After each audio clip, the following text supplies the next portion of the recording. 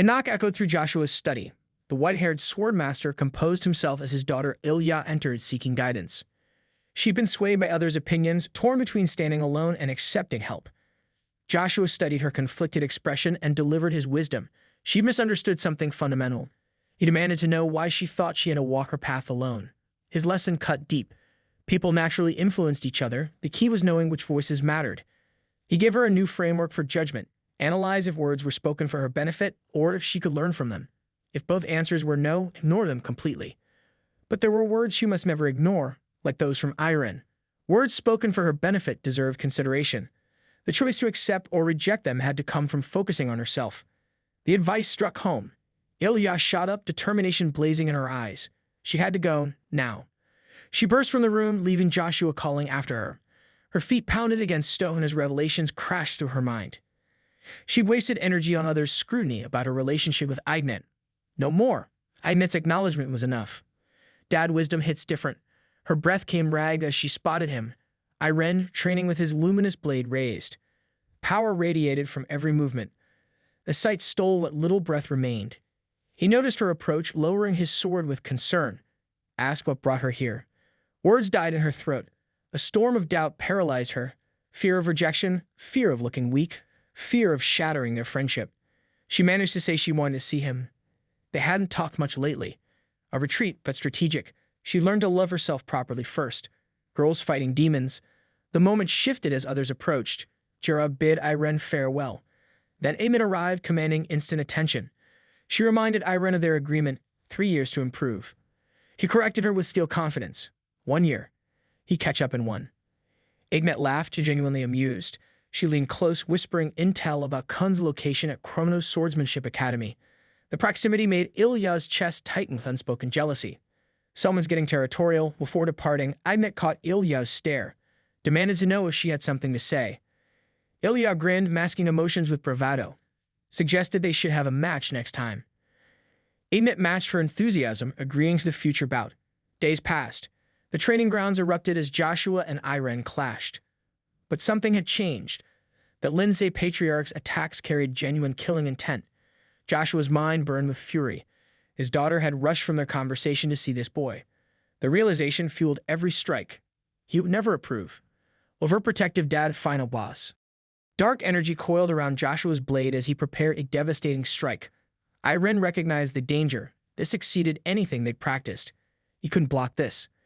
Ilya's voice cut through, demanding her father explain his excessive force. Joshua froze mid-swing, suddenly sheepish.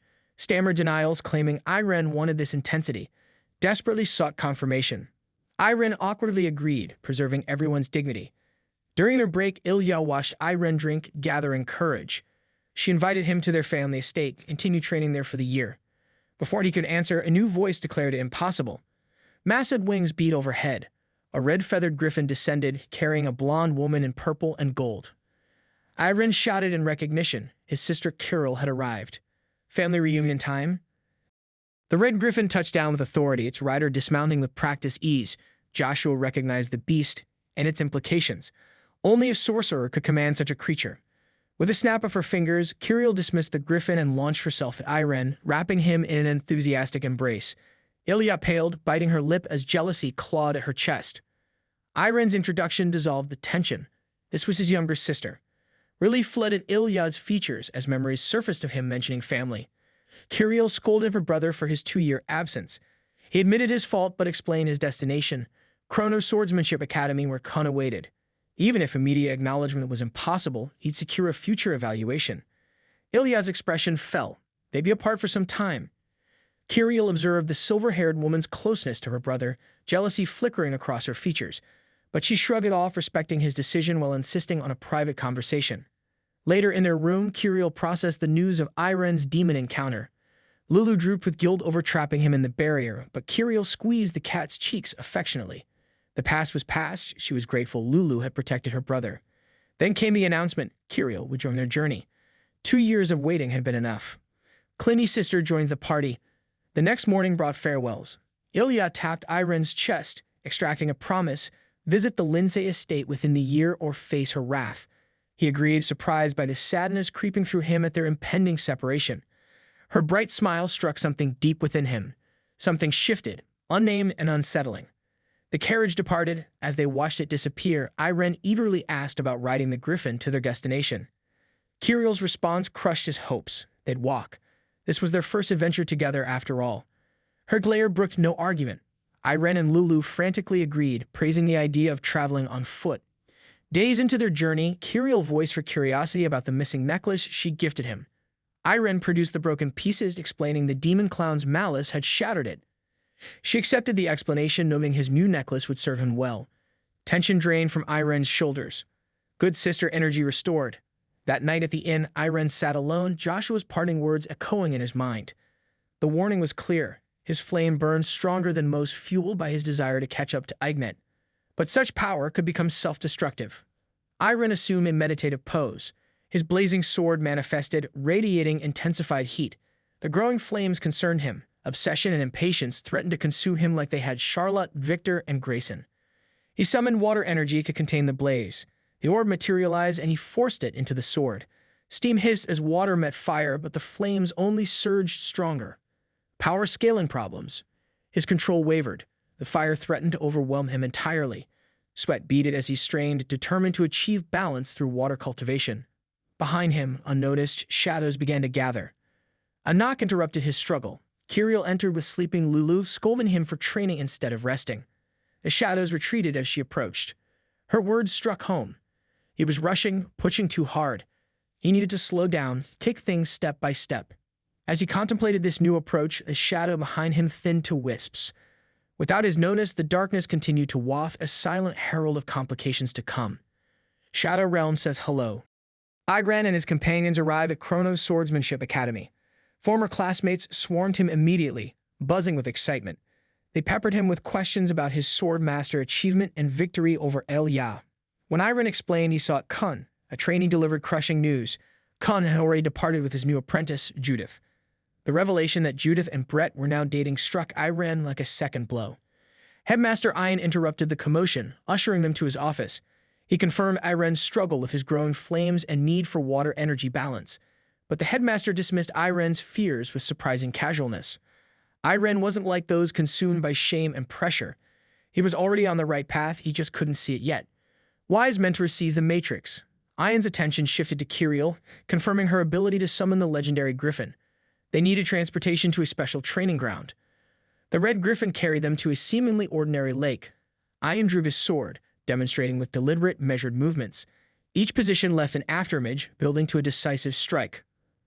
The water split apart dramatically, forced outward and upward in a magnificent display. Droplets rained down as Kiriel exclaimed in amazement. Irene stood speechless, visibly shaken by the demonstration. Ian asked if Irene understood what he cut. The young swordsman focused on the literal act, missing the deeper lesson entirely. The water blade technique required connecting with water's essence, understanding what one must cut beyond the physical. Philosophy class at the lake. Irene accepted the challenge with fierce determination. His first attempt sent water splashing wildly, nothing like his master's elegant technique. He'd practiced without rest until he grasped it. Days passed.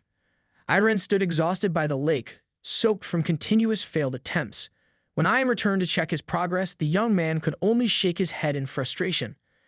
Ian demonstrated again, but this time only created ripples where he struck. Irene's shock deepened.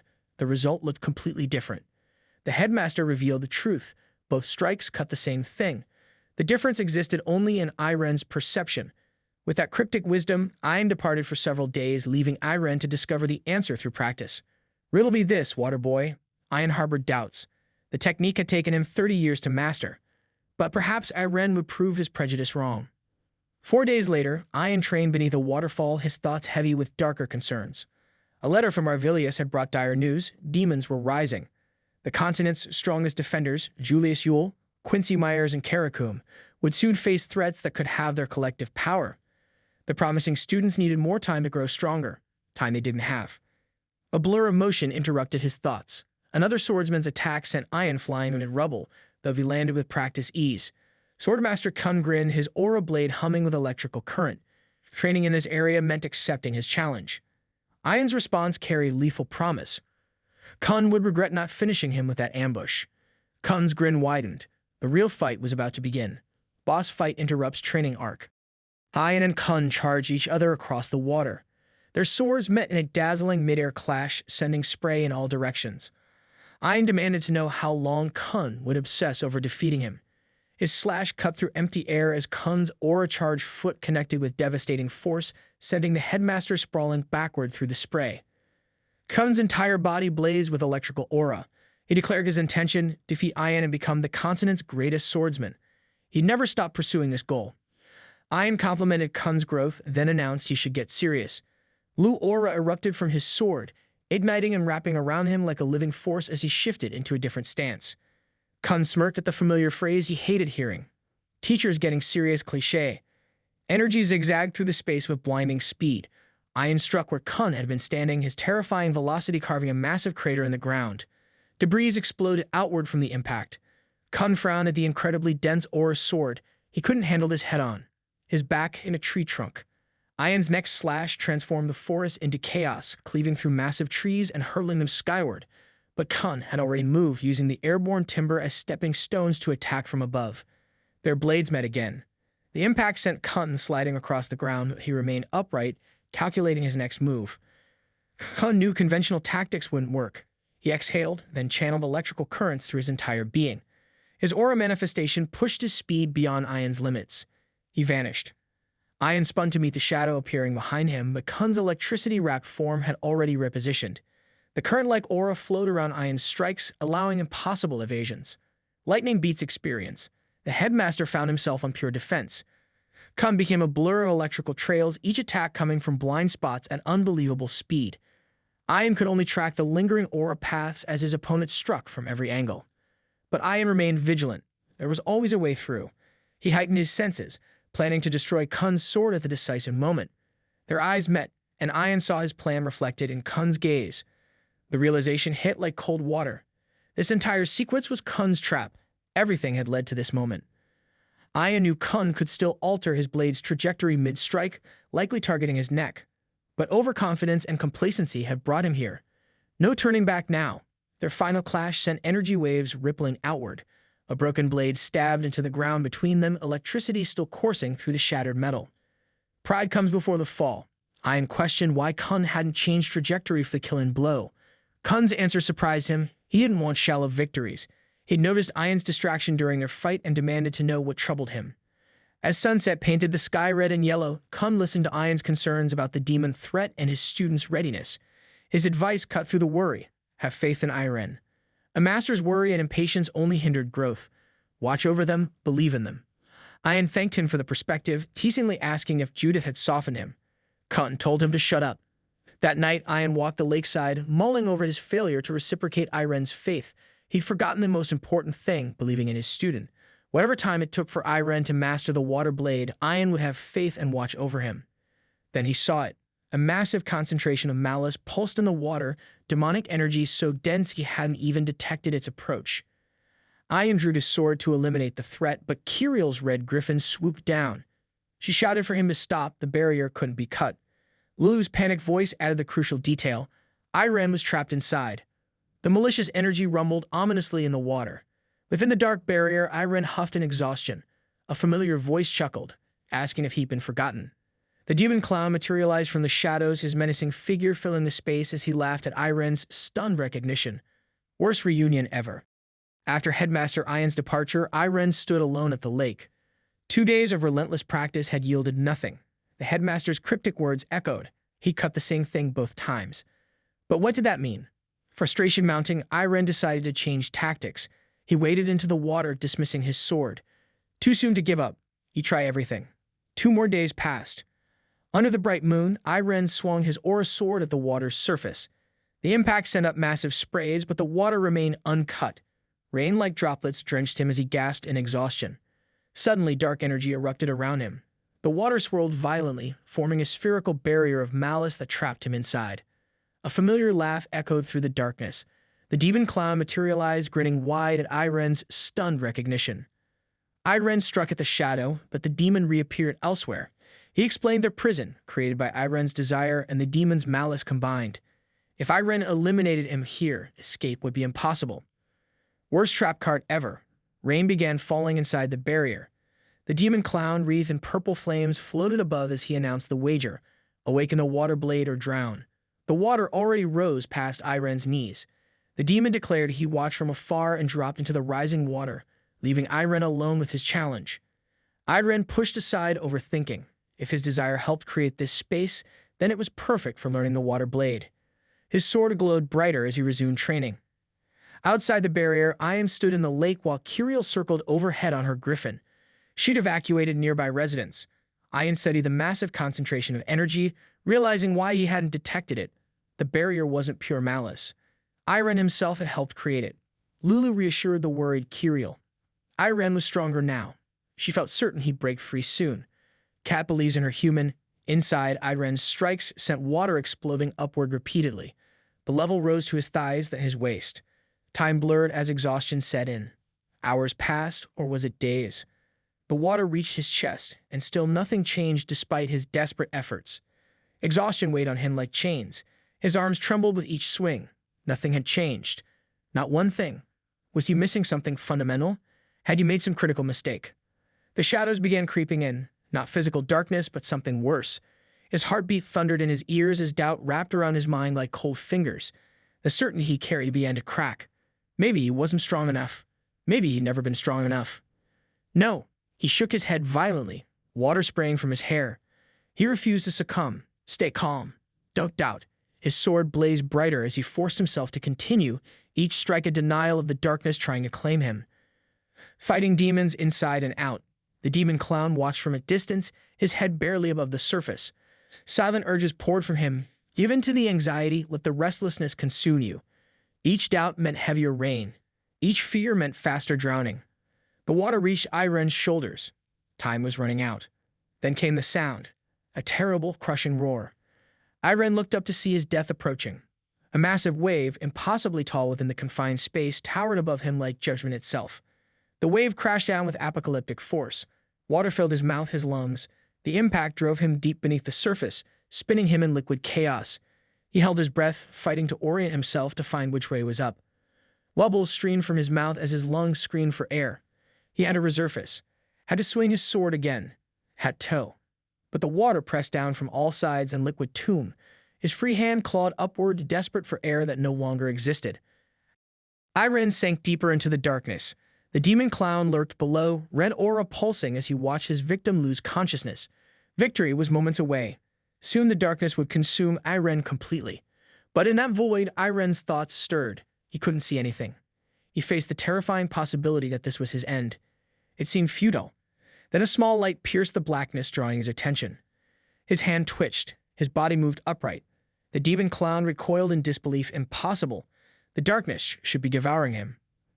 Irene spoke with unexpected calm. The demon had lied about drowning being the end. The clown flinched to being exposed. Drawing his sword underwater, Irene explained his revelation. This space was partly his creation, built from his desires. Yet all he could do was summon and swing his sword.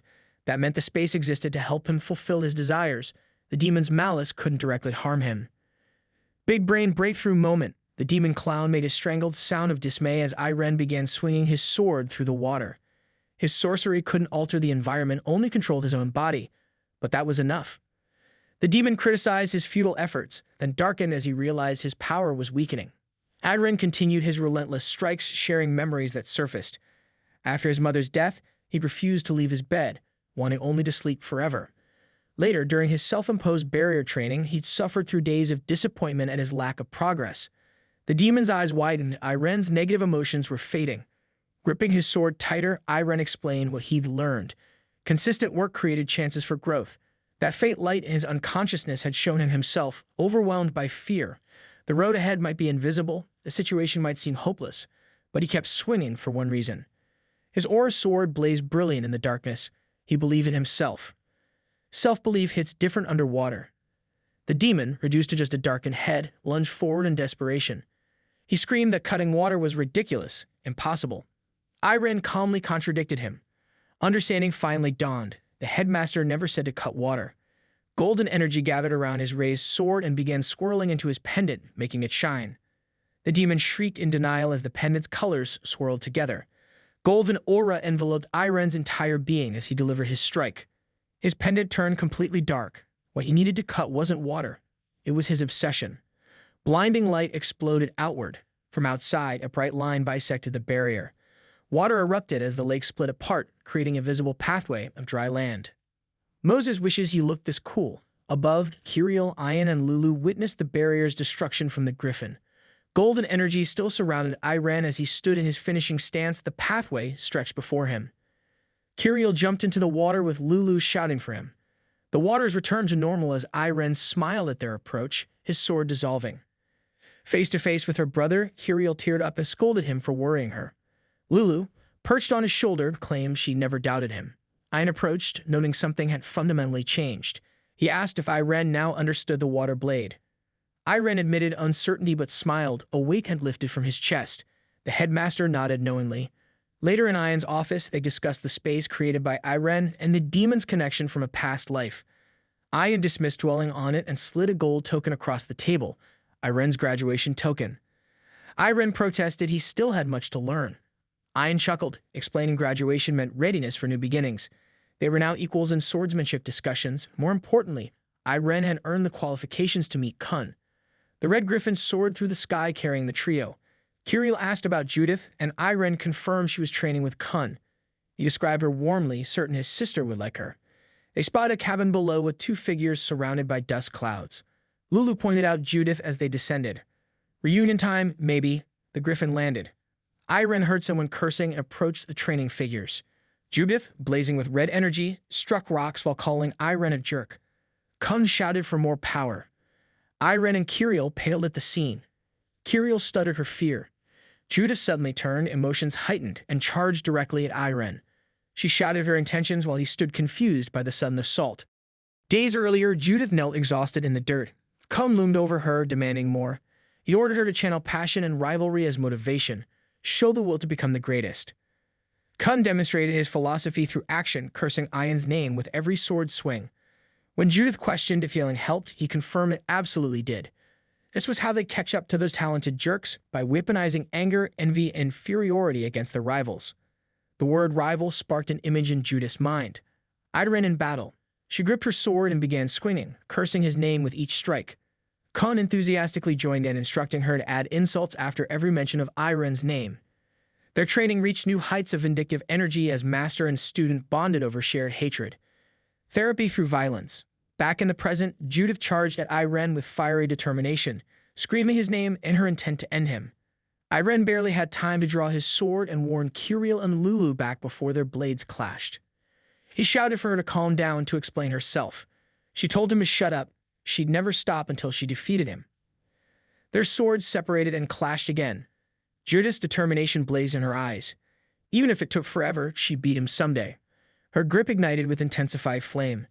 Kun noticed her fire energy growing stronger. The heat pushed Irene back. He couldn't block it without his aura sword. Energy erupted from his blade as he met her assault. Their clash exploded with golden light.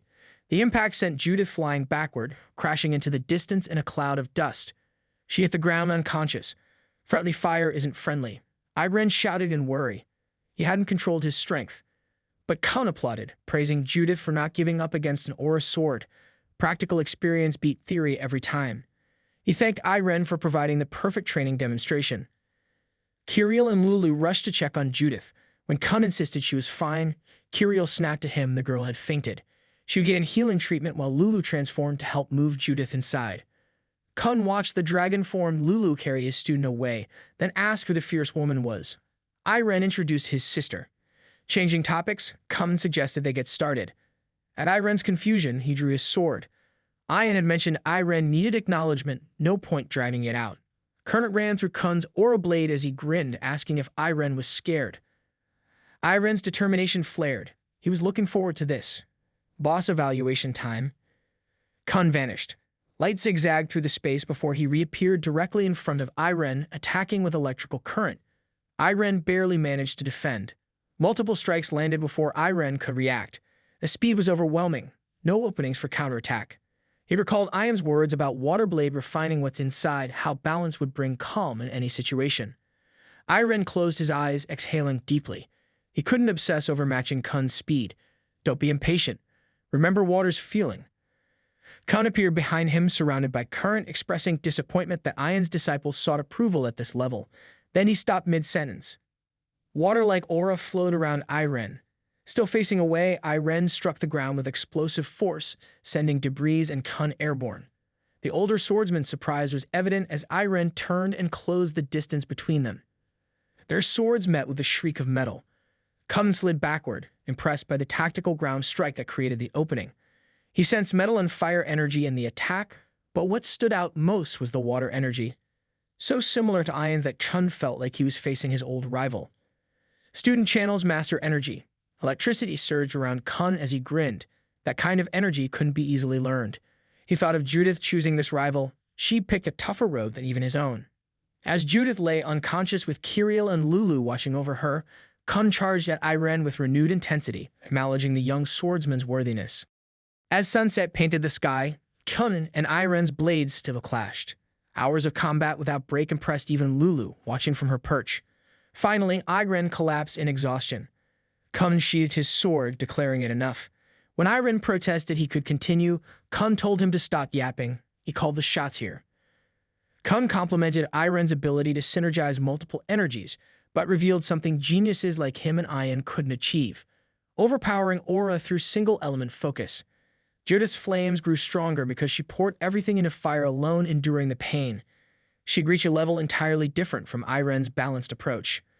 Khan smirked, predicting a day when Irene would lose to Judith. Irene agreed he couldn't copy her dedication. He'd grown with help while Judith forged herself through isolation. Even now, he didn't believe he was ahead of her. He'd keep working to remain worthy of her friendship. Khan commented that people must always call Irene annoying and tossed him something, a silver-engraved coin. Showed this to the Holy Kingdom brats and they wouldn't kick him out. The acknowledgement was complete. Soon to Master certification. Judith emerged from the cabin, greeting everyone. She thanked Kirill for the healing and told Khan she'd return after chatting with Irene. Her master waved her off, canceling night training. Under the stars, Judith and Irene sat together. She asked about his demon encounter and pendant. He confirmed the connection to his past life. The pendant had changed color and saved him. Judith grinned at his growth. Knowing both he and Ilya had gotten stronger fired her up for training. Irene leaned in with a real question. Was she dating Brett? Judith's face turned crimson. She'd grown about their gossiping classmates but shared the story. Months ago, Brett had approached her flushed and nervous. He wanted to watch a play and eat together before their training separated them. Time was running out. Their classmates whispered nearby as Brett reminded her she never answered his previous confession. Judith, blushing furiously, had agreed to meet him the next afternoon. Their date unfolded awkwardly. They stood at the edge of a dance floor, watching others move to the music. Brett kept stealing glances at Judith's wonderstruck face. Later, she watched street performers with childlike fascination while he watched her. Throughout dinner, Brett's attention never wavered from his companion, a fact not lost on their spying classmate. Wholesome stalking energy. Night fell.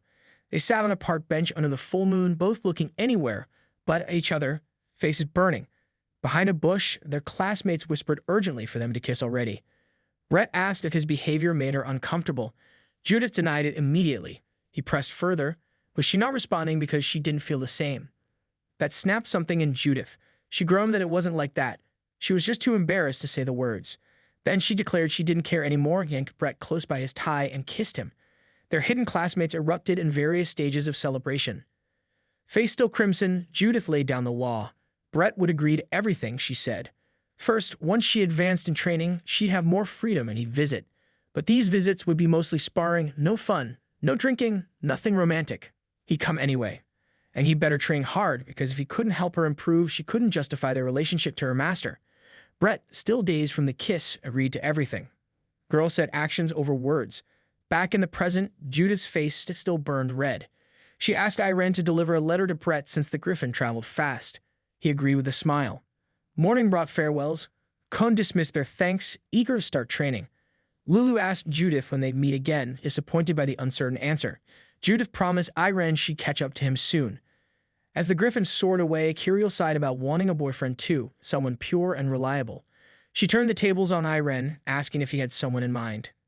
The word relationship triggered something. Ilya's smiling face flashed through his thoughts. He paused, confused by the sudden image. Den's protagonist syndrome strikes. Their arrival in Lloyd territory interrupted his contemplation. The city felt different, happier, more prosperous under Brett's father's rule. Inside a tavern, they spotted a blue-haired man with a mustache, head on the table, groaning about missing Judith. Irene approached the familiar figure. Brett startled at his name being called, looking up to find an unexpected visitor, lovesick with facial hair. Irene stared at the mustached Brett, demanding confirmation. Brett panicked, trying to deny his identity even as he'd just been groaning about missing Judith. Lulu leaped onto Irene's shoulder, calling out Brett's lie. She pointed out the obvious. He wasn't even surprised by a talking cat. Brett stood to leave, maintaining his denial. Irene played his trump card. He had a letter from Judith. Brett's disguise crumbled instantly as excitement overtook him. Kirill watched, thinking this trembling mess was nothing like she'd imagined Judith's boyfriend. Lance appeared behind them, towering over Kirill as he greeted Irene. Kirill looked up at the dependable-looking man while Irene made introductions. The eldest Pereira daughter formally introduced herself to both young lords. Brett, suddenly composed, invited them to his estate. No more tavern conversations. They'd be his guests. From lovesick to lordling. At the impressive Lloyd estate, they gathered in the dining hall. Lance explained he was completing his graduation exam and wanted to visit Brett before departing. When Irene asked about Brett's parents, Brett mentioned they'd return by nightfall. Irene complimented the territory's prosperity. He'd never seen so many happy citizens. Brett's fingers fidgeted on his drink as he credited everything to his father, Lord Philip Lloyd. His voice carried weight when he said his father was amazing. Lance watched Brett silently. Brett changed topics, challenging Irene to a duel. Lance jumped in first, wanting to test himself against a sword master. Kirill excused herself with the overworked Lulu, leaving the men to their combat. In the training room, Lance took his stance and charged forward. He knew victory was impossible, but he was determined to last as long as possible and land at least one hit. The moment Irene moved, Lance felt something change. An overwhelming pressure descended, a massive, powerful presence that dwarfed everything he'd experienced. This wasn't just skill difference. This was a mountain standing before an ant. Irene's first strike nearly blew Lance away entirely. He barely maintained his balance, mind reeling at the impossibility of what he faced. The speed came next. Irene's blade moved in blurs, each swing carrying devastating force. Their swords clashed, and the small explosion of energy sent Lance gritting his teeth. Even without his aura sword, Irene operated on a completely different level than their last duel. The same time had passed for both of them, yet the gap had become an abyss. Power gap reality check. Another strike sent Lance sliding across the floor, his body throbbing from the impact. This wasn't a duel he could endure. With trembling hand raised, he surrendered. He wasn't ready to face his sword master. Not yet. Brett frowned at his friend's defeat, then stepped forward to avenge his senior. At Irene's confirmation he could continue, Brett engaged with surprising confidence. Brett's blade erupted with water energy as he ducked under Irene's swing. The technique was entirely new. Irene struck. Brett's sword left trails of water that redirected the attack's force. The blast that should have hit Brett embedded itself in the ground instead. Their duel exploded into motion. Golden and blue energy trails painted destruction across the room as their speeds matched. Irene found himself amazed. Every attack was being deflected. It felt like slashing through water itself. Brett's fluid movements created a liquid barrier around him. Direct hits became glancing blows. Devastating strikes lost their power in the flowing defense. When Irene pressed harder, Brett smiled and revealed this was his new aura technique, one he'd been perfecting. Water-style flex achieved. Brett went on the offensive, his water-enhanced strikes forcing Irene into defense. He hadn't been fooling around. This was genuine growth. From the sidelines, Lance watched Brett take hits that had floored him moments ago. His fists clenched at his side. It wasn't just about hard work anymore. He was watching raw talent leave him behind in the dust. But stamina has limits. Brett's breathing grew heavy, his aura depleting. Irene spotted the opening and struck from an unexpected low angle. The perfect timing sent Brett's sword flying from his grip. As their weapons disappeared, Brett good-naturedly called Irene a monster with infinite aura. When Irene extended his hand with compliments about the technique, Brett clasped it with a grin. No way would he reveal his secrets. He'd learn about Irene's stealing skills. Bros being competitive bros. A servant burst in, urgently summoning Brett about his lord father. Brett hurried off, promising to return. Lance confided to Irene that Brett had been struggling lately. This was the first genuine smile he'd seen in days. The pressure of living up to his father weighed heavily. Lord Philip Lloyd was the most powerful figure in their family's history. As Brett approached his parents and their knights, his father's imposing presence filled the room.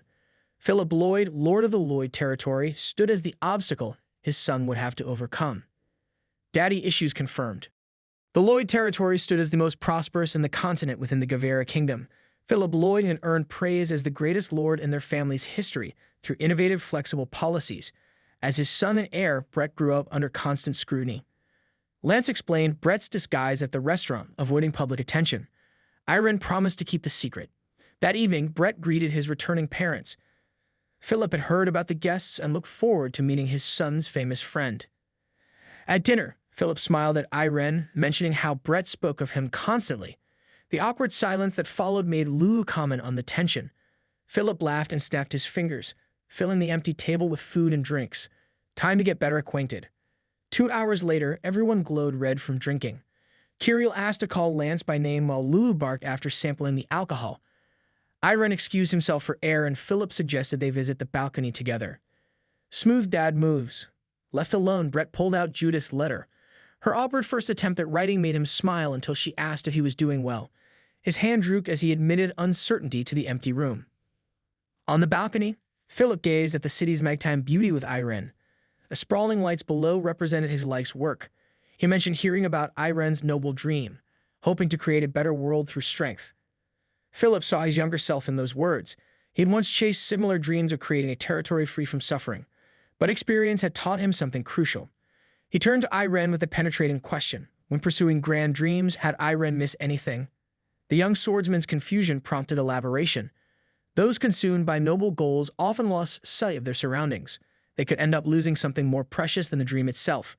The question hung between them. Had Irene, in his hurry to change the world, overlooked something important? Irene's mind raced for an answer but found nothing. The silence that followed said everything. His eyes widened with realization, not of what he'd missed, but that he couldn't even identify it. Wisdom hits like a truck. Philip apologized for the tough question, but Irene denied it was too difficult. When asked about proper rest, Irene claimed he'd been taking things slow. Philip leaned in, assessing the truth, then asked about sleep. Irene's flinch revealed everything. Philip patted his shoulder gently. Rest properly while here. Take time to think about their discussion. It would help both Irene and his dream. In bed, Irene pondered his inability to answer. Like understanding water blade by releasing meaningless obsessions, clarity would come by letting go. Sleep took him to unexpected places. Darkness surrounded him in the familiar magic realm. The sound of swinging steel filled the air. He turned to witness something impossible, himself, another version wielding a greatsword identical to what his past life had carried. This other Irene gritted his teeth with each swing, muscles straining, buried in uncertainty yet unable to stop. The vision struck deep. This wasn't training with purpose. This was repetition born of doubt, achievement without direction. Irene gasped awake. Even after graduating from Karen Winker's dream, he still trained pointlessly every night. Not for improvement, but from inability to let go. The demon's barrier hadn't changed this pattern. He was beginning to understand Philip's meaning. He needed to release unnecessary obsession and truly rest. Mirror match with himself. Meanwhile, Brett trained alone in the estate's grounds, blue energy flashing with each strike. His mind drifted to his match with Headmaster Ian. After the bout, Ian had asked directly why Brett wasn't focused on improving. The observation stumped. Brett hadn't changed since demonstrating his aura application technique. With his talent, he could become an expert or reach even higher. When Ian asked why he was holding back, Brett had paused before answering with complete honesty. His last journey had brought clarity. Becoming a great lord mattered more than becoming a top swordsman. The memory shifted darker. His return to Lloyd territory had brought mixed reactions. People called him dignified, but whispered concerns followed. Could he truly fill his father's legendary shoes? The breaking point came when a guest arrived seeking the city lord. Brett had stepped forward confidently, introducing himself as the lord's proxy, ready to relay any message. The guest's response shattered that confidence. He turned his back, declaring he'd return when the real lord was available. The dismissal left Brett stunned. Behind him, whispers spread like poison. Brett still hadn't gained the people's trust. The inevitable result of living outside the territory too long. Such disappointment. The city lord would have handled it so differently. They'd expected this failure. Reputation is everything. Each word carved deeper. Brett's frustration exploded in the present. He struck the ground with a shout, releasing massive waves of energy that tore through the training area. Panting, teeth grinding, he faced the truth. No matter how strong his sword became, it couldn't cut through the shadow of his father's legacy. Sunlight streamed through arched windows as Irene sat exhausted on his bed. He'd stayed up all night, unable to find deep sleep after Philip's questions. Rhett burst in, having heard about Irene's condition from his father. He called out Irene for obviously overthinking all night. He was the type who shouldn't be left alone with heavy thoughts. With a smile, Brett declared he'd take care of Irene today. At the stables, Irene nervously mounted a horse for his first riding experience. Rhett reassured him as they set off, telling him to clear his mind and simply ride. By sunset, they gazed at the picturesque landscape together. The following days brought unexpected peace. Kirill dragged Irene on sibling dates. Lulu introduced him to her new cat friends in the territory. Rhett's mother invited him to musical performances. Forced vacation therapy? As melodious sounds filled the performance hall, Irene reflected on how his old self couldn't have appreciated such beauty. Feeling truly relaxed after a week of rest, his eyes drifted closed. Darkness surrounded him. He stood in his mind's realm before a massive hole leaking dark energy. The abyss ran deep, rooted in his psyche, filled with years of accumulated negative emotions, doubt, fear, shame, all festering together. From the side, he noticed water flowing toward the hole. The clear stream poured in steadily, filling the void.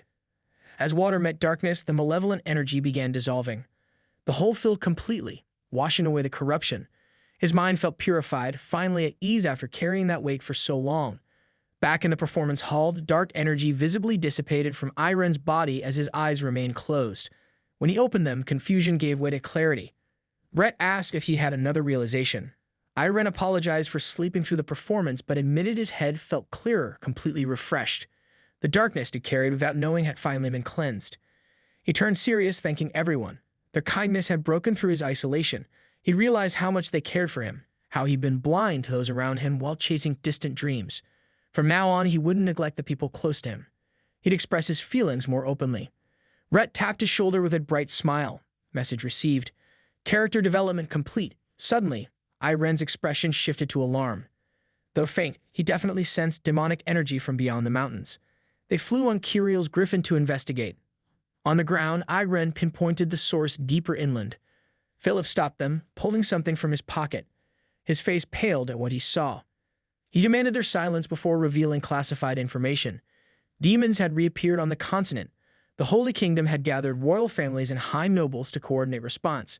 Representatives from every major kingdom had been present. This threat concerned them all. Philip showed them a bottle of dark red liquid. Holy water normally glowed blue but changed color near different demonic energies. Dark red meant only one thing, a true demon, not a lesser spawn. The revelation stunned everyone. Philip trembled, insisting they contact the Holy Kingdom immediately. This exceeded what they could handle alone, but Irene announced he'd take care of it. When Philip questioned this reckless decision, Irene asked if the demon wore a clown mask. At Philip's shocked confirmation, Irene revealed the truth. He'd faced this specific demon before. He'd witnessed firsthand how it distorted human minds and warped their bodies into abominations. Every moment they delayed contacting authorities meant more potential victims. Rhett stepped forward, insisting on accompanying him. This was happening in their territory, his responsibility as young lord. He wanted to use his strength to protect their land and to prove himself worthy of the title he'd inherit. Young lords, step up. Irene instructed Kirill to help Philip contact the Holy Kingdom while Brett told Lance to escort his father. Lance trembled as he watched, his fist clenched, white-knuckled at his side. His friends charged toward a demon without hesitation. No fear in their eyes, no doubt in their steps. Meanwhile, he stood frozen, trembling at just the thought. They moved forward while he remained rooted by terror. The gap between them had never felt wider. He knew the shameful truth. He was a coward who couldn't follow, couldn't protect anyone, couldn't even protect himself. Irene, Brett, and Lulu tracked the energy to a cave. Irene warned Brett to retreat if things got too dangerous. Deep within, a monstrous being sat amidst floating debris bathed in red glow. Rocks crumbled around its distorted form as it screamed for more power and more humans to consume. Its very presence warped reality. The monster sensed their approach and rejoiced at fresh prey arriving willingly. At 3 diverging paths, Irene detected the demon down the left route and dashed forward. Brett called for him to wait, but too late. The path slammed shut behind him with supernatural force. Irene summoned his sword to break through, smashing the rock barrier. But when the debris cleared, a massive wall had materialized where none existed before. The space itself had changed. He called for Brett and Lulu, but heard only echoes. Running through the altered passages, he realized he was trapped in a maze that shifted with each turn. In another area entirely, Brett and Lulu shouted for Irene, their voices swallowed by twisted stone. Both groups reached the same horrifying conclusion. The demon had transformed the cave into a living labyrinth, separating them for easier hunting. Divide and devour tactics. Separated within the cave, Irene's party called out to each other but found only echoes. The surroundings formed a maze-like structure. They quickly realized the truth. The demon had transformed the entire cave into a labyrinth. Lulu wanted to search for Irene alone, but Brett stopped her. They'd be isolated the moment they separated even slightly. They couldn't fall for the demon's plan. The rocky demon watched through the walls, commending them for understanding the labyrinth's nature. Too late, though. Once inside, they were already in his palm. Time to make his move, starting with the blonde swordmaster who foolishly charged alone toward him. The demon observed Irene breaking through walls, tracking his location with surprising accuracy. Calling him a fool, the creature dug its hands into the ground and lifted a boulder many times his own size. As Irene approached the final barrier, the demon hurled a massive rock to crush him. The boulder shattered the wall with devastating force. Victory seemed certain until a golden wave sliced through the dust, severing the demon's arm. Through the settling debris, Irene stood between split ground and monster, his sword gleaming. The demon tried regenerating while calling him strong, but Irene had no patience for demons. Another ranged attack split the creature in half. Zero demon tolerance policy. The monster fell to its knees, begging him to stop, asking why the hurry. Irene closed the distance instantly, striking with his blade. His body felt lighter than ever, perhaps from the changes in his mind realm. He raised his sword high, certain he could end this in one strike. The demon interrupted, claiming its regeneration was endless. Irene's response came as a crushing blow that sent it crashing into the wall with bone-breaking force. Irene launched into a relentless assault, declaring he'd cut the demon as many times as it took. Thousands of times, 10,000 times if necessary, he would slice it to pieces until only dust remained, with no trace left. His blade became a golden blur. First, a precise strike to the jaw that shattered the demon's posture, leaving it unable to defend. Then came the cross slashes, brutal diagonal cuts that carved deep gouges through rocky flesh, sending chunks flying as the creature stumbled backward. But Irene wasn't finished. He pressed forward with ferocious combinations, each strike building on the last. The demon's body cracked and split under the barrage, unable to regenerate fast enough. With a powerful leap, Irene rose high above his target, sword raised for the killing blow. The aerial strike landed with explosive force. The ground cratered beneath the impact, sending shockwaves through the cave. The demon's body shattered like stone under a sledgehammer, pieces scattering across the chamber. Purified protagonist powers. Throughout the assault, the creature couldn't even curse properly. Not a single opening for counterattack presented itself. As its body broke apart, the demon realized the problem went beyond Irene's blade. There wasn't a speck of darkness to manipulate in him. How could such a being exist? Recognizing deception was impossible, the demon fled from the explosion's epicenter, leaving the clone as distraction. It needed power from the other humans to grow stronger. Racing through passages, it spotted Brett and Lulu. The demon formed its arm into a stone hammer, grinning at finding prey. Lulu barely erected a barrier in time as the massive weapon crashed down. Brett panted at the terrifying aura. This was the creature that brought terror to the continent, the root of all evil. As Lulu's barrier cracked, she warned Brett of the demon's approach. The creature's claws extended toward them. Brett stepped forward, drawing his sword to parry. He managed to redirect the attack's trajectory, though his cheek was cut in the process. The demon complimented his reaction speed, then asked if he could dodge the next attack. Flame breath erupted from its maw. Lulu pulled Brett away just in time, but the demon had already targeted her. A ground wave attack erupted beneath Lulu. The floor itself became her enemy as a rising pillar shot upward, catching her off guard. She struggled to defend, but the stone column pinned her against the ceiling with crushing force. Though she lost consciousness, she survived. The demon blamed Irene for draining too much of its energy. Collateral damage accumulating, Brett emerged from the dust to strike but was immediately knocked back. The demon told him to calm down, now it was just the two of them. Brett crouched, holding his injured arm. The impact had rattled him to his core. He gritted his teeth, blaming himself for Lulu's fate. Could he face this demon without Irene?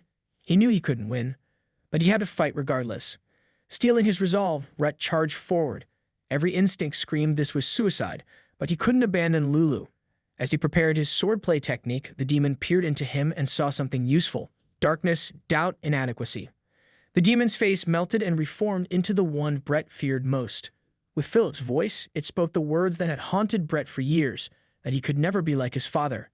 Psychological warfare engaged. Seeing his father's face on the demon's body shattered Brett's composure. A strike to the face sent him flying backward. He landed hard, coughing, telling himself to snap out of it.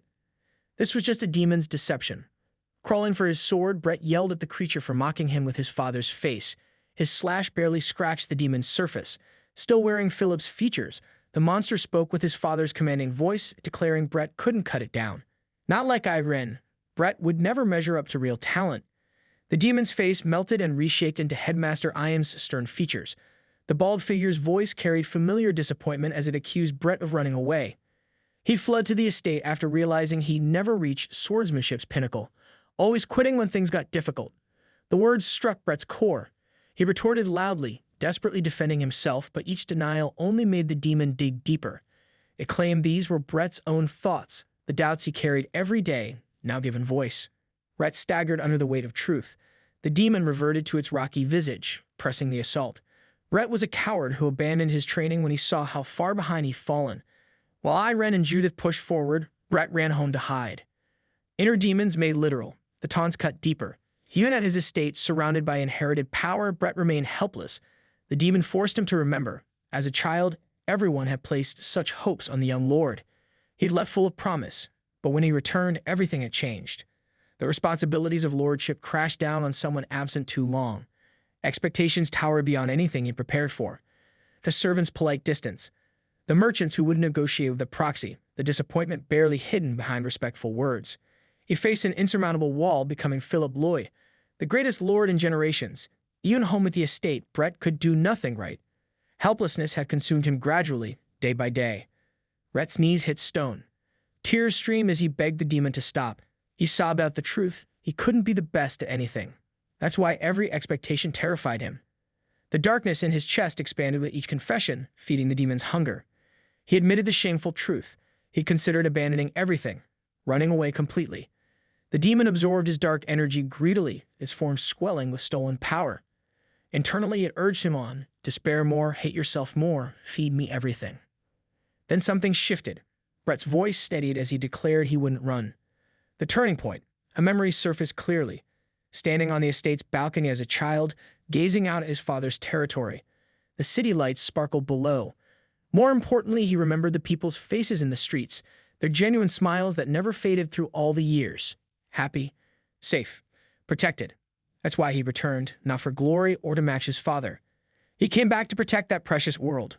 Yes, people expressed disappointment when he couldn't handle complex negotiations. Yes, they whispered when he deferred meetings. But he faced each failure and resolved to improve. For the estate's sake, for those smiling citizens, being looked down upon meant nothing. Brett shouted these ideals at the monster. With each word, the dark energy within him shrank. The demon watched its food source dwindling. Simultaneously, it sensed Irene defeating the clone. The blonde would arrive any moment. Playtime was over. The demon's claws struck to kill, but the sword that had barely scratched it before now moved with impossible speed, severing the arm completely. The demon stared in shock. This boy who barely left a mark had just dismembered it with one clean strike. Brett stood with his back turned, speaking from his heart. He couldn't give up. In their world, precious people believed in him regardless of his failures. They supported him whether he succeeded or stumbled. For their sake, he couldn't stop here. Blue aura erupted from Brett's body as he turned to face the demon with burning determination. Aura awakening achieved. The creature snarled at him to shut up, spitting massive flames. But Brett didn't dodge. His sword moved in flowing patterns, creating a water aura that met fire with equal force. The opposing elements clashed and neutralized, leaving Brett unharmed behind his liquid shield. The demon tried one last psychological assault, telling him to stop struggling and accept his worthless end. Red energy erupted from its monstrous form as it prepared a final strike. Irene burst through the cave wall at that precise moment. Seeing reinforcements arrive, the demon leaped directly at Brett with desperate fury. No time to evade. Brett took his stance as massive fangs rushed toward him. Irene's shout echoed through the chamber, seeing his friend face certain death. As gravity brought the monster down, Brett maintained perfect stillness. He would never crumble, no matter the adversity. His sword began to shine with brilliant blue light. He'd overcome this situation. He'd protect what mattered. Like a lance-piercing armor, Brett thrust his newly awakened aura sword straight through the descending monster.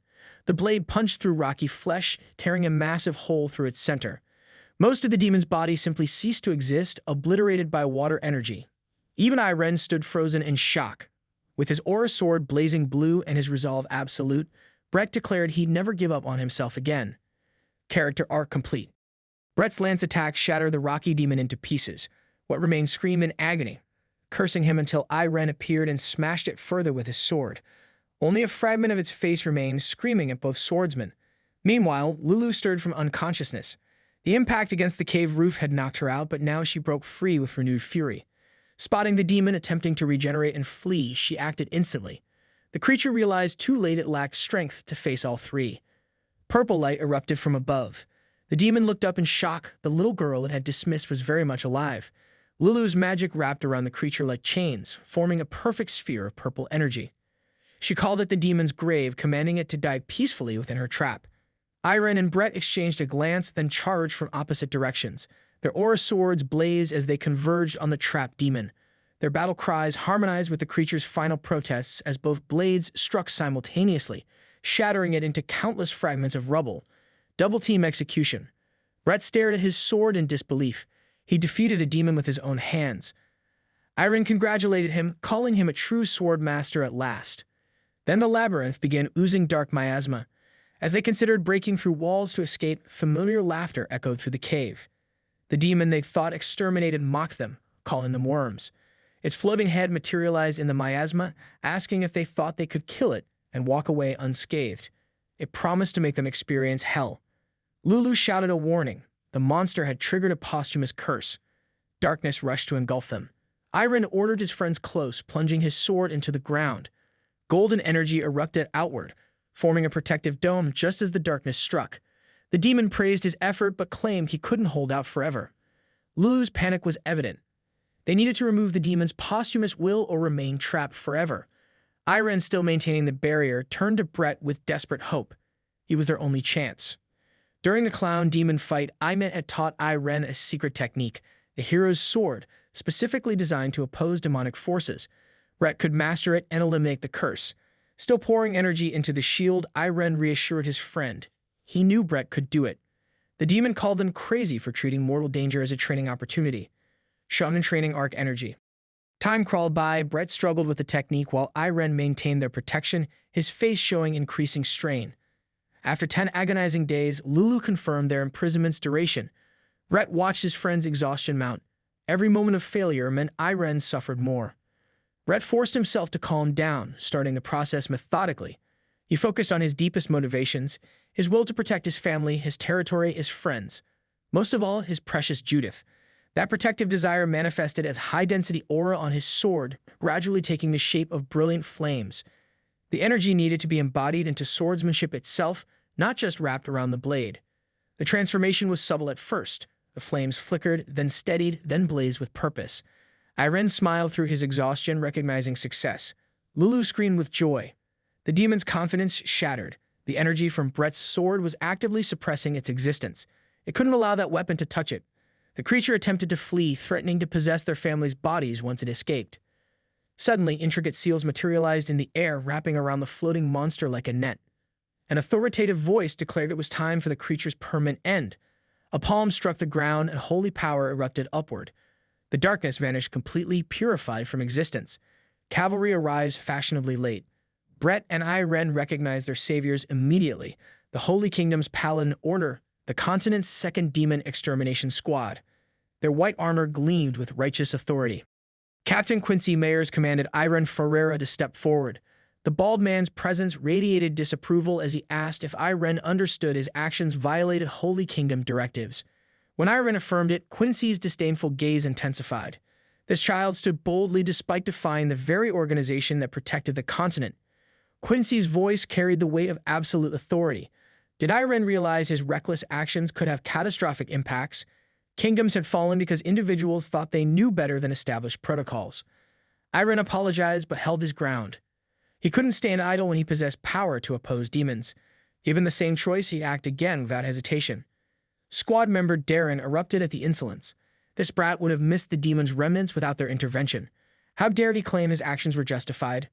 Quincy silenced Darren with a gesture. The captain had heard enough. In one fluid motion, he drew his weapon, spun it with practiced expertise, and assumed a combat stance. His challenge was simple: prove those words weren't just youthful arrogance. Irene didn't hesitate. He launched forward instantly, bringing his blade to meet Quincy's. The collision sent shockwaves through the cave, displacing massive boulders and cracking the ground beneath them. With swords locked and power radiating from both fighters, Quincy roared his demand, "Prove you have the skills to back up such bold defiance." Trial by combat begins. Irene clashed head-on with the captain of the 2nd Subjugation Squad. The collision sent shockwaves throughout the entire cave as Quincy demanded proof of the skills backing up such bold words. Quincy pushed the lad backward with overwhelming force. While flying through the air, Irene fired the aura coating his blade at the captain. The old man dodged instinctively, the flying slash nearly grazing him. Surprise flickered across his face. Such techniques consumed massive energy that even most swordmasters avoided them. Perhaps this brat's level exceeded expectations. Spinning his blade expertly, Quincy enveloped it in aura and launched a cross slash. He roared at Irene to show if that flying attack was all he could muster, show the form that matched his ambition. Irene closed the distance instantly, aiming for the man's head. As Quincy dodged the initial swing, Irene used the momentum for a full twist into a vertical slash. The elder parried, but the impact created a crater beneath him. Holding the attack at bay, Quincy noted Irene's strength far surpassed expectations. He leaped away, acknowledging the danger. He couldn't counter such strikes consecutively. Old guard meets new blood. Irene appeared before him immediately, striking with enough force to send the captain flying into the cave walls. The watching elders stood shocked at the bout's outcome. Quincy rose, admitting that for the first time in years, his blood was boiling. The old man's blade ignited with aura as he grinned like a devil, changing his spinning pattern. The weapon cut air at incredible speed, sending bursts in multiple directions. He leaped at Irene, striking repeatedly. Each blow sent the boy flying, but Quincy allowed no breathing room, following with relentless attacks. Irene struggled to maintain balance under the heavy strikes, yet he sensed the captain was holding back. Full strength from the beginning would have ended this long ago. The path to becoming the continent's best swordsman revealed itself as treacherous. Legends like Ignet, Ayan, and Kun walked far ahead. He still had so far to go, levels he couldn't yet reach. Ripping his sword mid-air, Irene admitted the truth but refused to surrender. Though the path stretched endlessly ahead, he wouldn't give up. He unleashed a vertical swing that Quincy sidestepped. The floor split open, cracks spreading forward like striking serpents. One step at a time. Irene swung again with another vertical slash. Quincy, unable to evade, was forced to parry the extremely heavy attack. Irene grinned. He'd reduced the skill gap between them. Preparing to release another attack while keeping the captain pinned, his expression telegraphed his intent. Quincy immediately backed away as Irene's aura-enveloped sword slammed into the ground, creating massive shockwaves. Seeing the boy still held his fighting stance, Quincy called out, officially welcoming him to the subjugation squad. When members questioned if this decision was too hasty, the captain reminded them they'd all witnessed Irene's demon-subduing skills. He'd speak to the commander personally. Quincy acknowledged Irene as a fully fledged swordsman, but to everyone's surprise, the kid who fought so eagerly apologized. He pleaded to delay joining the squad. Confused, Quincy demanded to know why. Irene explained he realized his shortcomings, not in skill, but in priorities. His time here revealed how he'd been neglecting those close to him. Family and friends who waited patiently, who cheered him on, whom he'd taken for granted. Character growth unlocked. Before setting out to save the continent, he needed to become a good son to his parents. Before becoming a demon-slaying hero, he must be a good friend, brother, and disciple. The current him would rather devote his heart to those precious to him than chase distant dreams. Irene plunged his sword into the ground and begged for more time. He swore upon his blade to return far more admirable and grown. His vow echoed through the cave. He would come back. Later at the Lloyd mansion, Philip rushed to embrace his son. Checking for injuries, realizing Brett returned safe and sound, the Lord shed tears. He'd known his son could do it. He was so proud. Brett hugged his father back, thanking him for believing. Meanwhile, Darren asked Quincy about his decision. The captain assured him they weren't lacking in strength without Irene Pereira. Though they'd need his help eventually with demons spreading across the continent, Quincy trusted the boy's words. He would return far more grown than before. Brett knocked at the guest room door where the subjugation squad was staying. Upon entering, he asked Quincy for guidance in sparring. The young heir belittled himself, desperate to gain strength to protect his territory from future disasters. He needed to be strong enough to hold off demons until Holy Kingdom support arrived. Not to be a hero, but to buy time for his people's survival. Quincy observed the boy carefully, seeing both potential and recent growth. Brett had reached master level during the demon battle, no small feat. The captain agreed to meet him and Irene at the training ground. Later, Quincy stood before them with grave purpose. He would demonstrate Holy Kingdom's swordsmanship. techniques that made their paladins the continent's most feared demon hunters. The name alone made both young men straighten with attention. The captain explained the fundamental difference.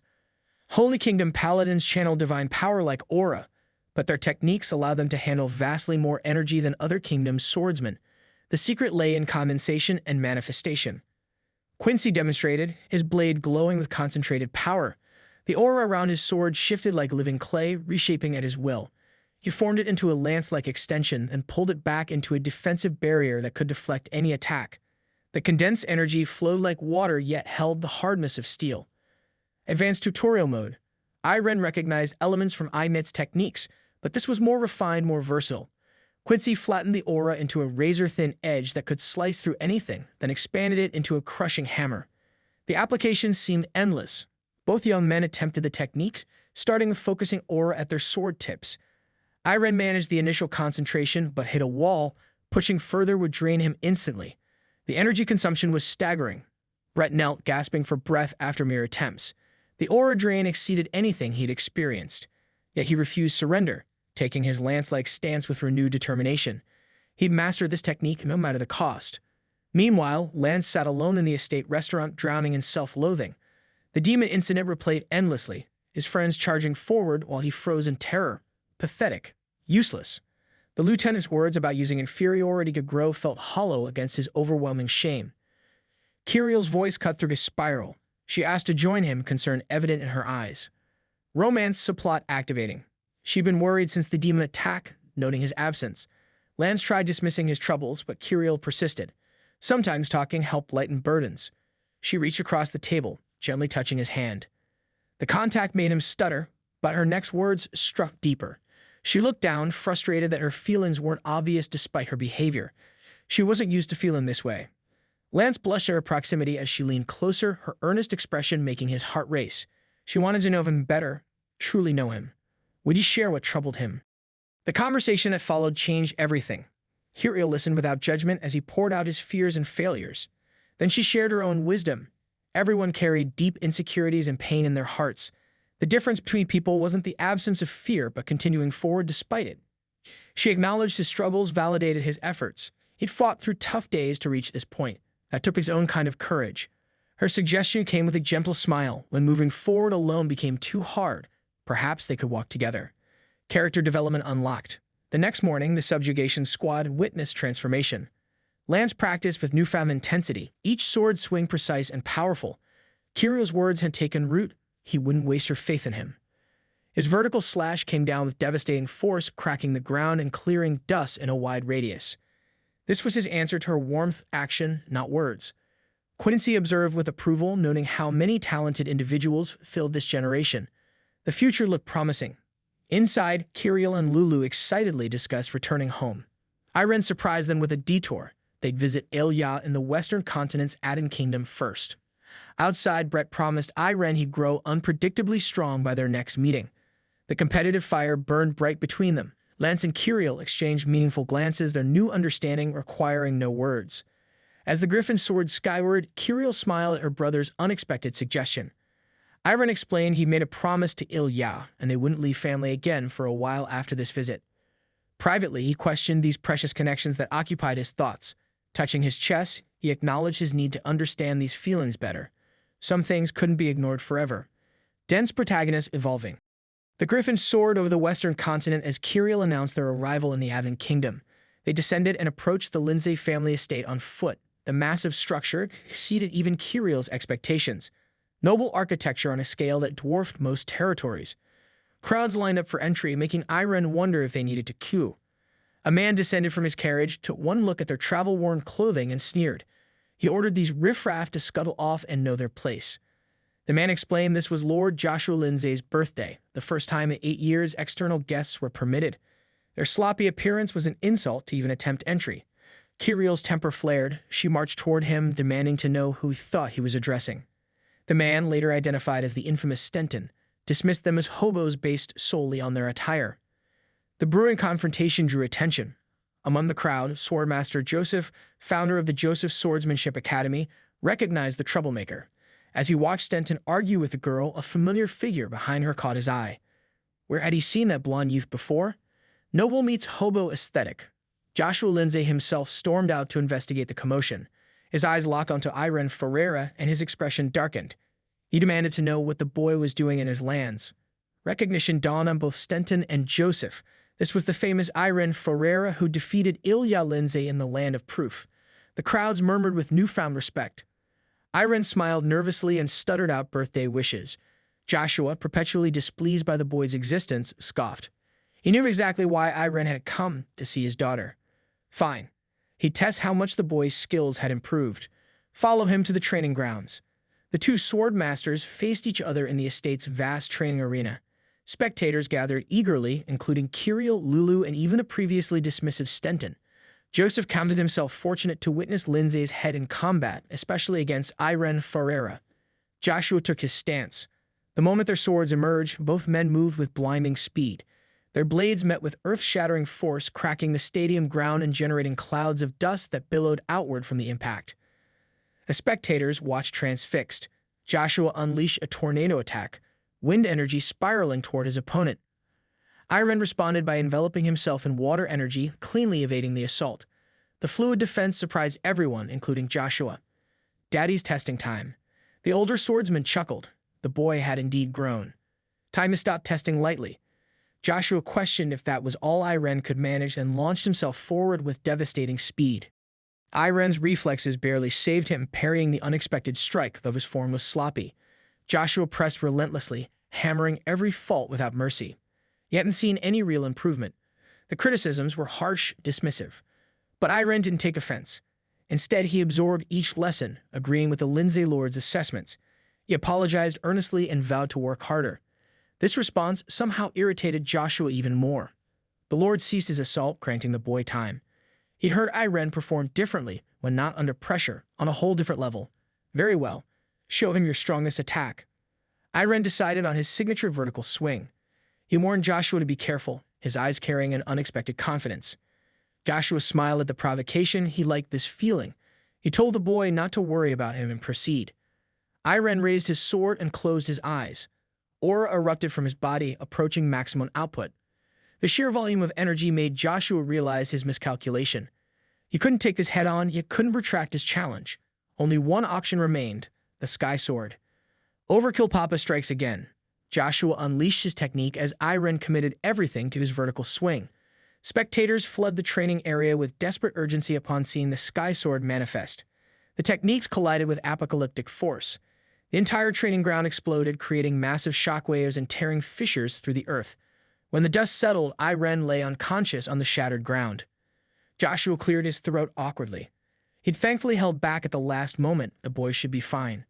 Perhaps he should compliment him next time.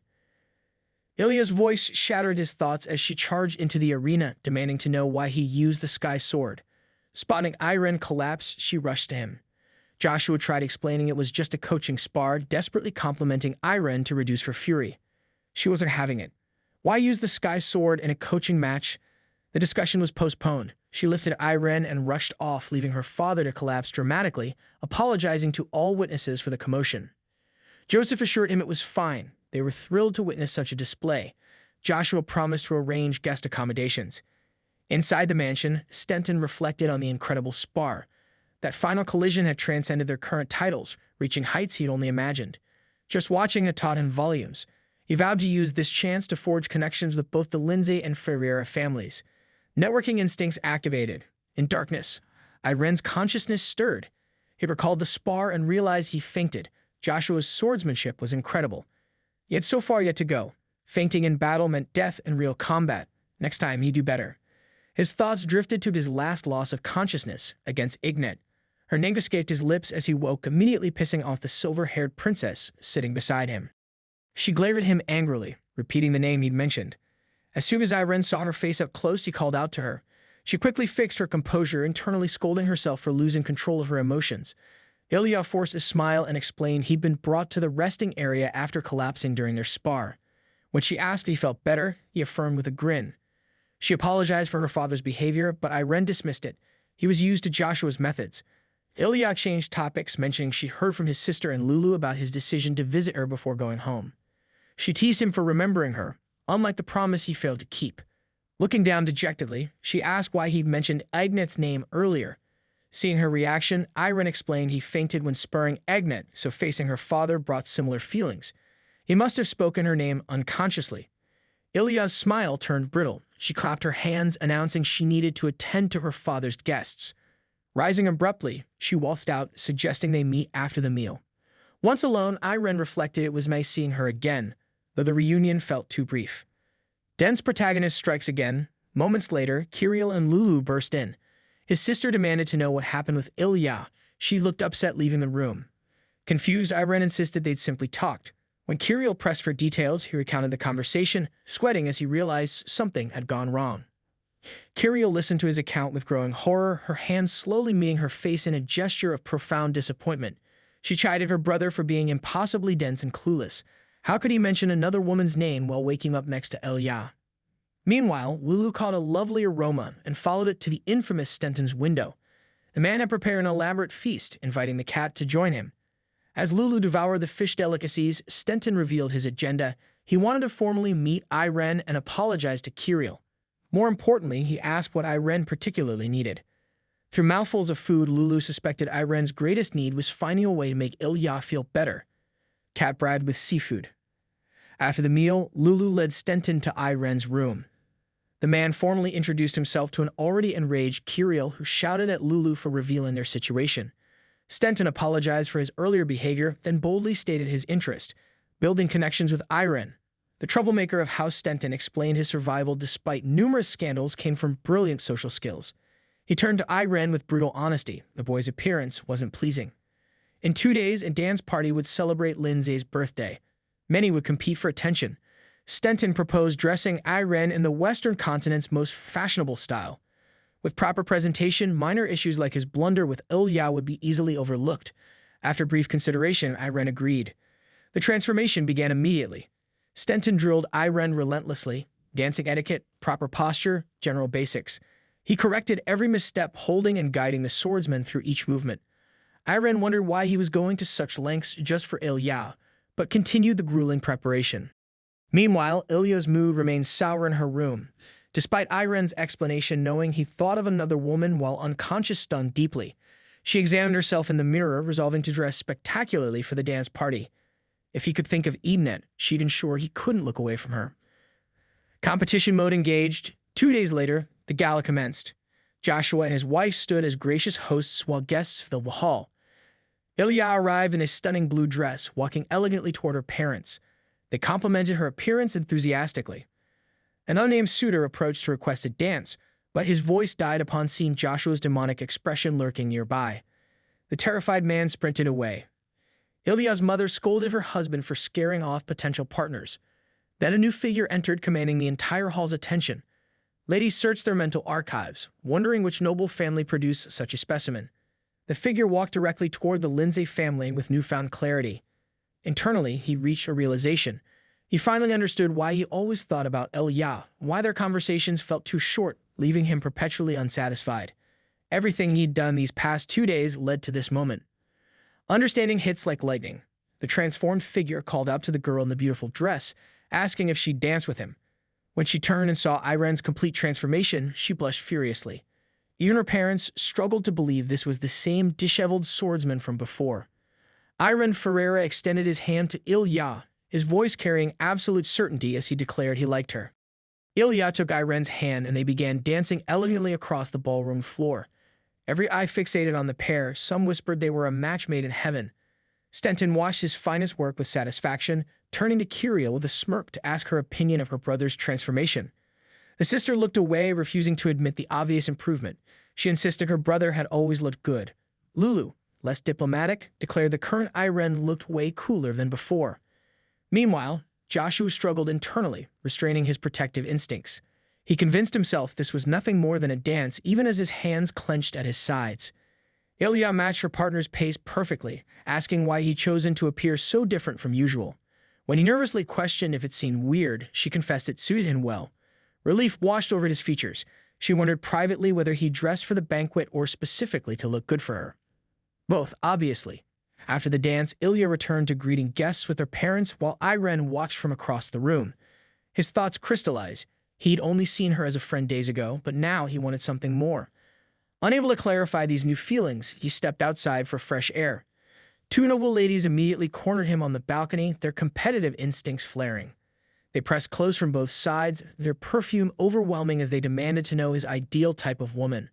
Their hands touched his arms possessively, each trying to claim his attention. From inside, Ilya's mother noticed her daughter's distraction. She whispered urgently, "Go to Irene's side immediately," while she handled Joshua. Ilya tried playing it cool, pretending she hadn't been watching the balcony, but her mother saw through the act. She shoved her daughter along with maternal authority, warning her to hurry before someone else snatched the transformed young man. Ilya wandered the hall with forced casualness, searching for Irene. Approaching the balcony, she heard voices and quickly hid behind a pillar. The two ladies had him trapped, interrogating him about his preferences. Guilt gnawed at her for not finding him sooner. Then she heard his response delivered with a gentleman's smile but brutal honesty. He preferred someone who could handle a sword well, not just competently, but someone who could truly match him in combat. The ladies' faces shifted from seductive confidence to complete bewilderment as he elaborated. He spoke of the beauty in crossed blades, the understanding that came through sparring, the unique bond between warriors. The women exchanged glances, realizing they had no chance against such specific and unusual tastes. They hastily invented excuses about other obligations and fled back to the safety of conventional suitors. Sword fetish confirmed. Seeing her opening, Ilya stepped onto the balcony with practiced nonchalance, feigning surprise at finding him there. She mentioned the banquet felt uncomfortable, too many people, too much pretense. Then her lips curved into that competitive smirk he knew so well. Why not have a sparring match instead? Irene's face lit up immediately. Of course he agreed, though he noted their formal wear would interfere. Ilya's smile turned mischievous as she grabbed his hand, pulling him along. They were swordmasters. Mere clothing was no obstacle. As she dragged him to the training arena, their observers watched with collective frustration. Kirill especially lamented that every romantic moment between them somehow ended with swordsmanship. Stettin agreed the slow progress was maddening, but acknowledged only Ilya and Irene could create such unique chemistry. 3 days blurred together in training and conversation. During their latest match, Irene found himself consistently pushed back. Ilya's growth rate defied logic. She moved with newfound confidence and power.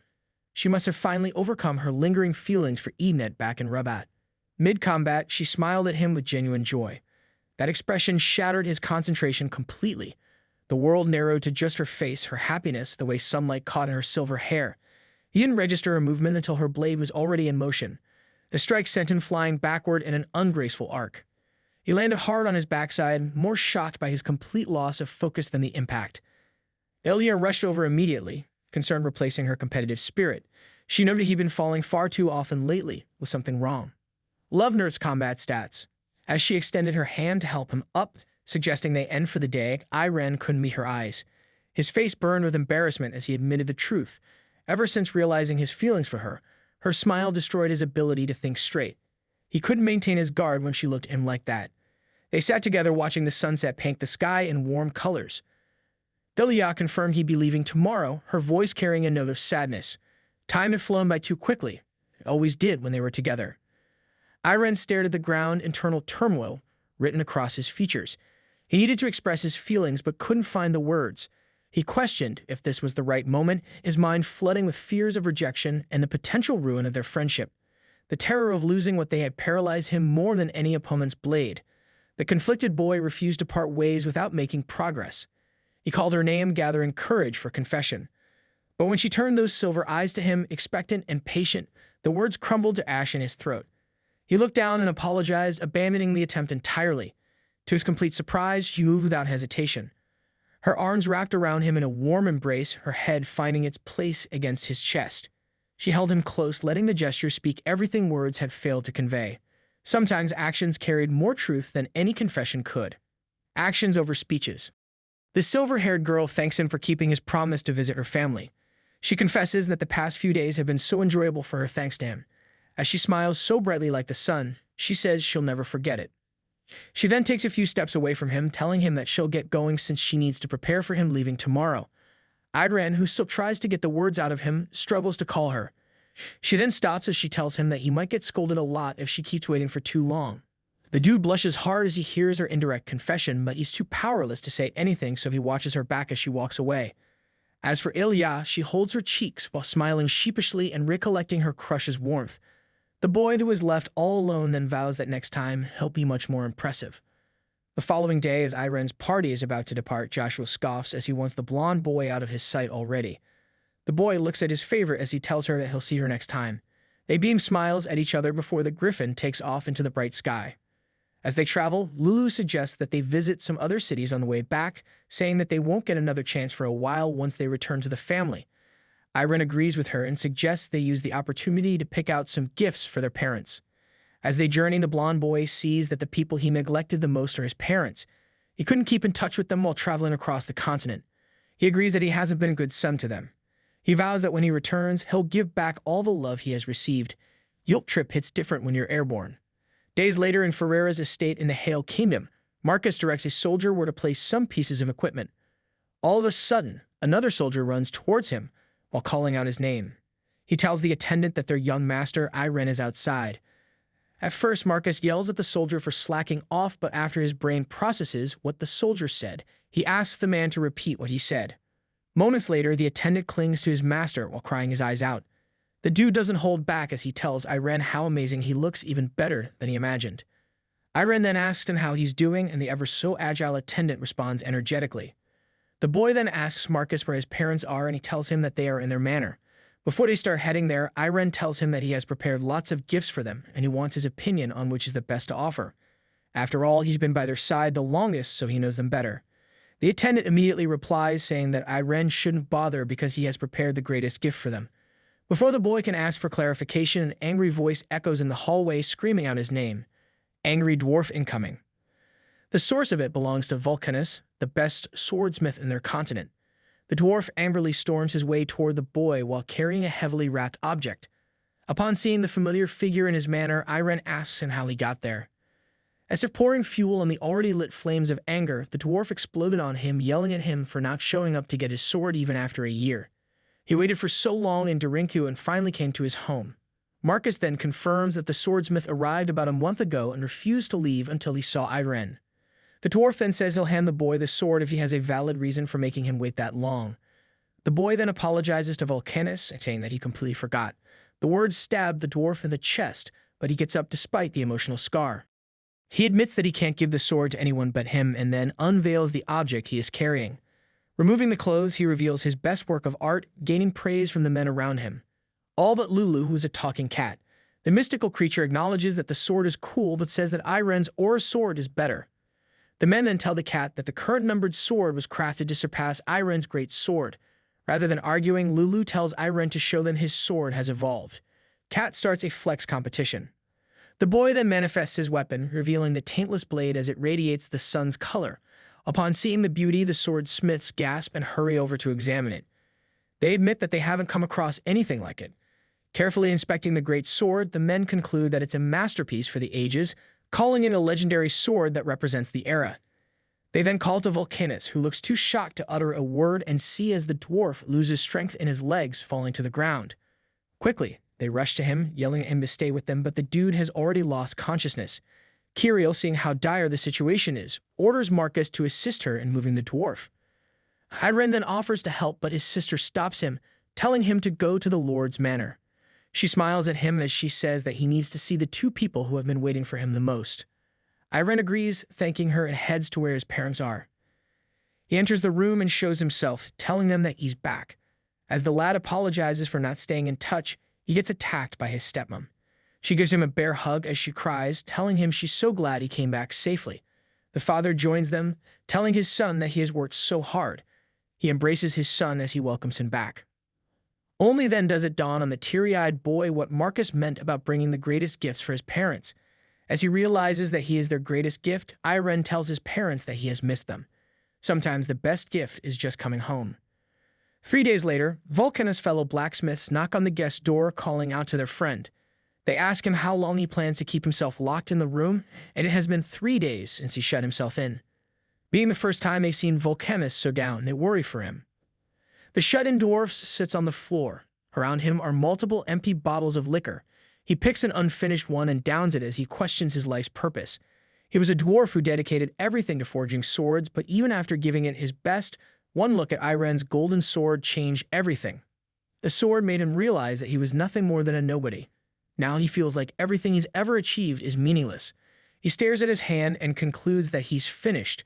When your life's work gets one-upped by magic.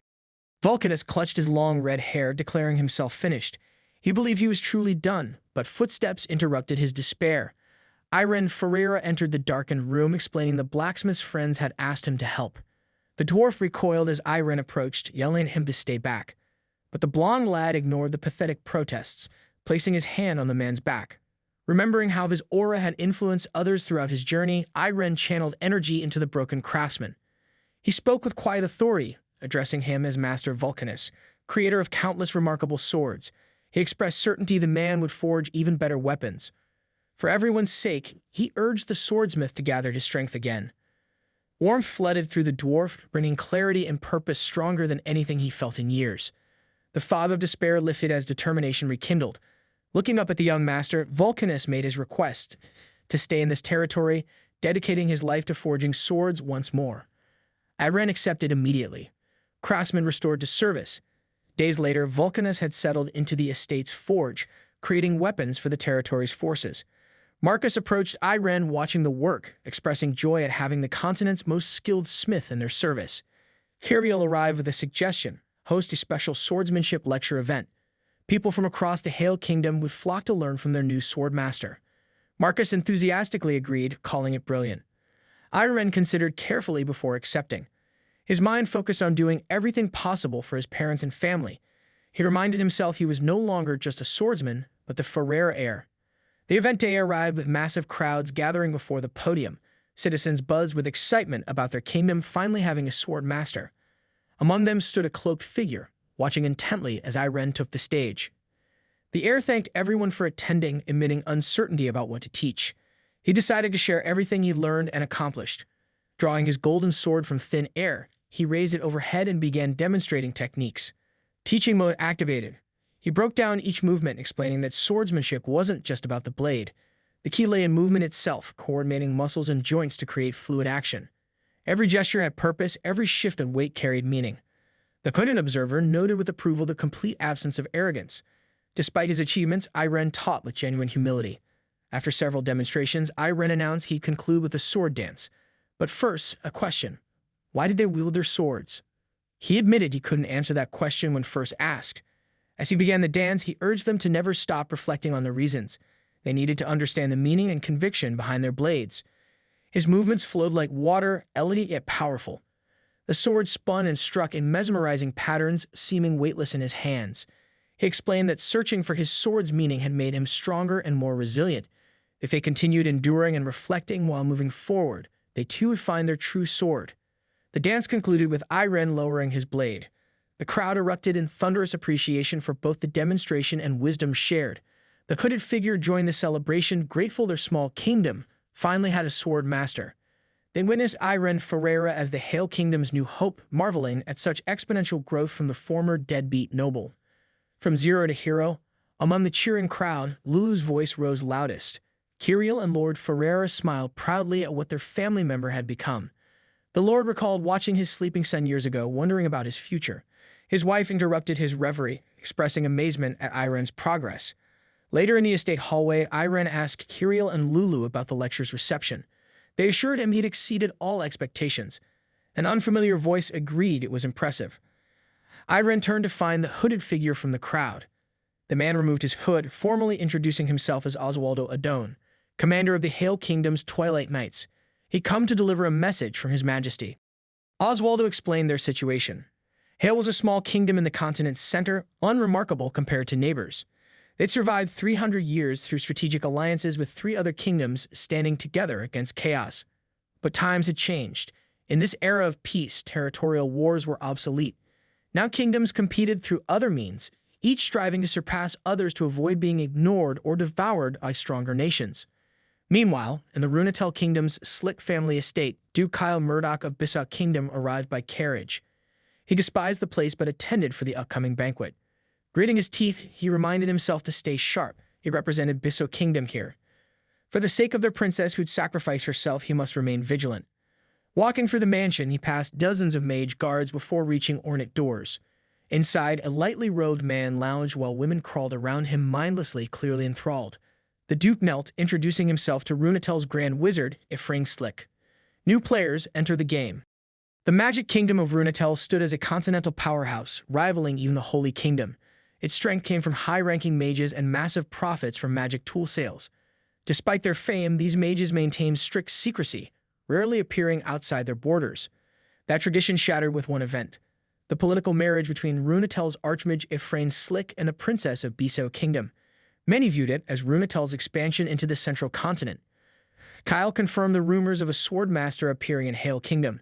When Irene learned the next banquet would be held there, he understood why the Duke had come. The mage declared their kingdoms couldn't lose face to some child he'd attend personally. Kyle's surprise showed. He'd expected Irene to send a representative. When he voiced this thought, the Archmage's dangerous tone asked if he was being questioned. Kyle quickly apologized, insisting the Archmage's presence would be helpful while hiding his true feelings. Red flags everywhere. Walking from the building, Kyle's mind churned with dark thoughts. Was the notorious Archmage attending truly beneficial? Should he have attempted to prevent it? The memories crashed over him, standing helplessly in that cursed chamber. Watching magic bindings wrap around the princess like serpents. Her screams had echoed off stone walls as Irene experimented with new binding techniques, taking meticulous notes and treating her agony as mere academic curiosity. He remembered her bright smile from before the marriage, how it had dimmed day by day until nothing remained but hollow eyes. He'd stood there, a Duke of Biso, completely powerless as their princess was reduced to a broken doll. The guilt ate him. He hadn't even been able to greet her during this visit. The girl who'd sacrificed herself for their kingdom's survival was now a toy for the Archmage's amusement, and he could do nothing. At Ferreira Mansion, Commander Oswaldo delivered the king's message. His Majesty had high expectations for the banquet Hale would host. He commanded Lord Ferreira, Irene, and Kirill to attend and bring honor to the event. The Lord had sensed something coming but hadn't expected such swift action. To his surprise, both children eagerly agreed to attend. Oswaldo promised to return in a few days to escort them. Later, Irene approached Vulcanus with an unusual request. He needed a sword to give someone very kind to him, but not just any sword. After the dwarf's predictable explosion about forgotten commissions, Irene was led to the weapons storage. Surrounded by masterworks, Irene surprised the smith with his next question. Could he make a weapon himself? Someone special inspired him, and while these swords were excellent, he wanted to create something personal, perfectly suited to the recipient. His hands gestured nervously as he explained his vision. Crafting with love. Vulcanus studied the boy's fidgeting, the way his eyes softened when mentioning this person. The old dwarf recognized that look. The boy was deeply in love. He declared Irene must bring this person to the shop directly. Custom swords required meeting the intended wielder. Irene's composure shattered. He blushed furiously, stammering about how the person lived far away, how bringing them would be difficult. His protests grew increasingly flustered as Vulcanus pressed the issue. The adamant dwarf offered an alternative: write a letter. Use that unique sincerity to convey his feelings. If he put his heart into the words, they'd surely reach their target. Irene's face showed both relief and new anxiety at this suggestion. That night, Irene's room became a battlefield of crumpled papers. Each attempt to express his feelings failed, words refusing to capture what burned in his chest. He'd become overly cautious about expressing feelings to Ilya since their last meeting. The fear of ruining what they had paralyzed his pen. Finally, remembering Vulcanus' advice, he stopped overthinking. He wrote from the heart, letting sincerity guide each word. The letter slowly took shape, honest and vulnerable. Days later, the Ferreira family departed for the banquet while Lulu prepared for her mission. She'd deliver Irene's letter while riding Cherry the Griffin. Her checklist included multiple stops, Bill Stennon's present, meeting Ilya, and several other tasks. Delivery service activated. Once airborne, something shifted in Lulu. She dropped her pen and felt the familiar tingle of transformation. Her small cat body elongated, wings sprouting as she assumed her true form. The sensation triggered fragmented memories. She'd always thought herself a regular cat, but these gaps suggested otherwise. Flying beside Cherry, she contemplated her lost past. Where had she come from? What memories lay locked away? This journey might provide answers, though she worried about growing distant from Irene in the process. Their bond meant everything to her, but understanding her true nature had become necessary. Weeks later at Lindsay Manor, Lulu announced her arrival with Irene's letter. Joshua frowned at his nemesis' name, wondering what scheme this involved. When she mentioned a gift for him, suspicion turned to shock as Vulcanus' masterwork emerged from her pack. The swordmaster's composure crumbled entirely, examining the blade with reverent awe. Meanwhile, Ilya devoured the letter's contents with increasing excitement. Without explanation, she rushed inside, emerging moments later with a hastily packed bag. She announced her departure, grabbing Lulu and heading for the Griffin. Before Joshua could process or protest, his daughter launched skyward with fierce determination burning in her eyes. She was done waiting, done with distance and missed opportunities. She'd go to him directly. No more delays. Love demanded action, not patience. Love waits for no one.